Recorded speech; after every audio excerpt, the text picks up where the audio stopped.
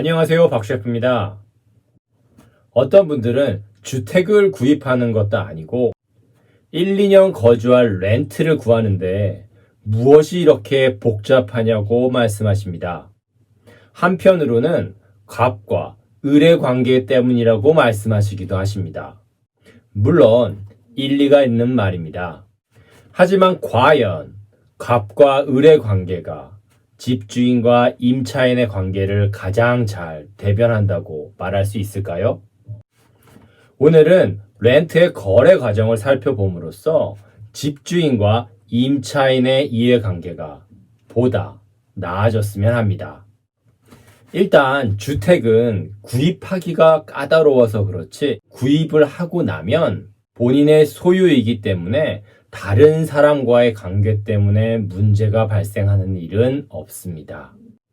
하지만 렌트를 구해서 해당 유닛에서 거주한다는 것은 집주인과 임차인이 계약서에 서로 동의를 하고 집주인의 집에 임차인이 사용료를 지불하고 체류한다는 것입니다. 즉, 임차인은 사용료를 지불했기에 이에 대한 권리도 있지만 자신의 주택은 아니기 때문에 해당 주택을 계약 조건대로 잘 사용해야 할 의무 또한 발생하게 됩니다. 이와 반면에 집주인은 임차인으로부터 렌트비를 받기 때문에 매월 받는 렌트비에 합당하는 가치를 임차인이 누릴 수 있도록 협조해야 할 책임과 자신의 자산을 잘 관리하고 보호받을 권리 또한 존재한다는 것입니다.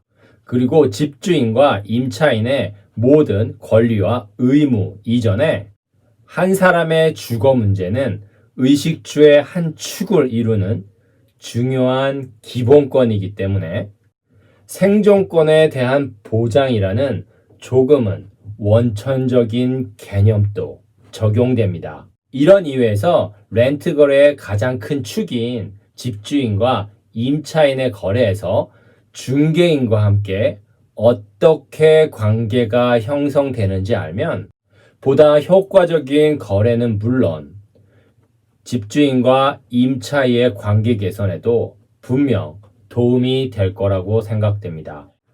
우선 모든 분들이 아시다시피 집주인과 임차인을 대변하는 각각의 중개인이 존재합니다. 집주인 쪽 중개인은 집주인이 렌트를 주고자 하는 유닛을 임차인이 잘 검색할 수 있도록 부동산 시장에 올리기 때문에 리스팅 에이전트라고 말합니다.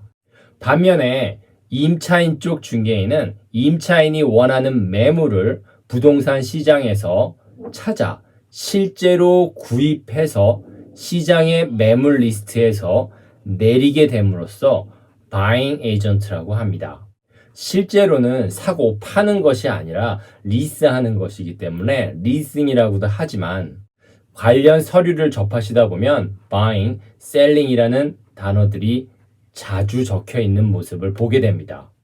그리고 이 두 중개인들은 각각 소속되어 있는 부동산 회사가 있습니다. 따라서 집주인과 임차인은 각각의 중개인과 계약을 맺고 거래를 하는 것이지만 실제로는 각각의 중개인이 소속되어 있는 부동산 회사끼리 거래를 한다고 볼 수 있습니다. 즉, 각각의 중개인은 각자 소속된 부동산 회사를 대신해서 집주인 또는 임차인을 위해서 일하게 되는 것입니다. 이런 계약 관계 때문에 집주인과 임차인은 서로의 계약서 이외에 부동산 회사에 소속된 각각의 중개인들과의 거래 계약서도 작성해야 하는 것입니다. 이런 이유에서 부동산 회사에 소속된 중개인들과 집주인 또는 임차인은 계약을 위해서 Working with Realtor 또는 Seller Representation Agreement 또는 Buyer Representation Agreement 등과 같은 계약서를 작성하여 사인하게 됩니다. 그리고 이렇게 중개인과 임차인 또는 집주인과의 계약이 성립된 후에 서로의 중개인이 Agreement to Lease라는 본격적인 거래 계약서를 작성하고 집주인과 임차인이 서로 동의하여 해당 계약서에 사인을 하게 되면 해당 렌트 거래에 대한 법적 효력이 발생되게 됩니다. 여기서 언급된 Agreement to Lease가 저희들이 흔히 말하는 오퍼라고 보시면 됩니다.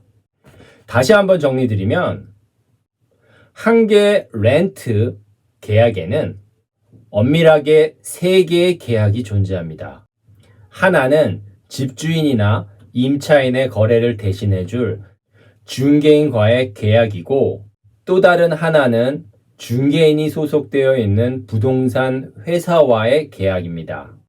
그리고 나머지 하나가 우리가 흔히 말하는 오퍼라는 본격적인 거래 계약입니다. 이렇게 모든 계약서를 작성하고 오퍼까지 사인이 완료된 후 임차인이 첫 달과 마지막 달 렌트비를 집주인 쪽 중개인이 소속된 부동산 회사에 디파짓으로 가져다 주고 영수증을 받게 되면 일단 렌트 거래가 성립하게 됩니다. 그리고 이제 남은 것은 해당 유닛에 대해 임차인의 보험을 가입하고 유틸리티 납부 명의를 임차인의 이름으로 바꾼 후 클로징을 하게 됩니다. 많은 분들이 렌트를 너무 쉽게 생각하시거나 집주인의 입장에서는 비싸게, 임차인의 입장에서는 싸게 렌트를 구하면 된다고 생각하시는 경향이 많습니다. 하지만 렌트 거래는 집주인과 임차인 그리고 2명의 중개인까지 모두 4명의 사람이 참여하는 거래입니다. 게다가 주택을 사고 파는 것과 달리 변호사가 개입되지 않기 때문에 중개인이 꼼꼼히 살펴야 할 것들이 생각외로 많습니다.